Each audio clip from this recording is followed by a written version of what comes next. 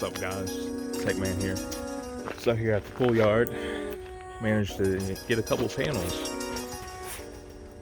Found a hood off the Zeddy Valor right here. There's a little bit of surface rust, but I'm going to sand all that down, prep it, and all that stuff, so it'll be good. There's literally only one little imperfection. Can't even see it. I can just fill it in with some filler. And then I found a bumper over here. As you know, I have the colored smooth textured bumper. And this one, obviously the paint's going to be scuffed down and reshot with the matching trim color. So I was going to take this hood too because it has minimal damage to it, but it's got rust underneath here. So looks like I'm going to get a few things for the truck for the restoration. This one didn't work out too great.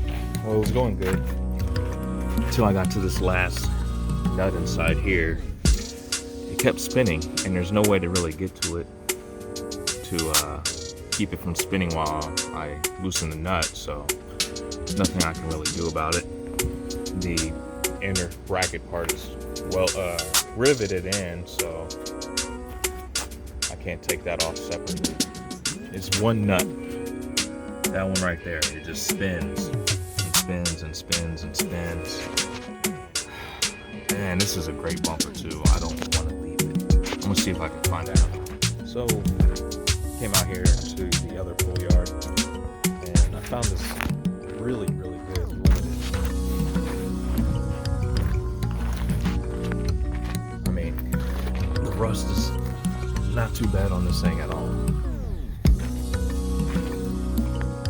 It's even got heated seats, clean console, sunroof like mine. This one's the 4-liter though. So, hell, even the hood is in good shape. If I didn't already have all the pieces, I'd have my whole front clip right here. So, ready to take her home.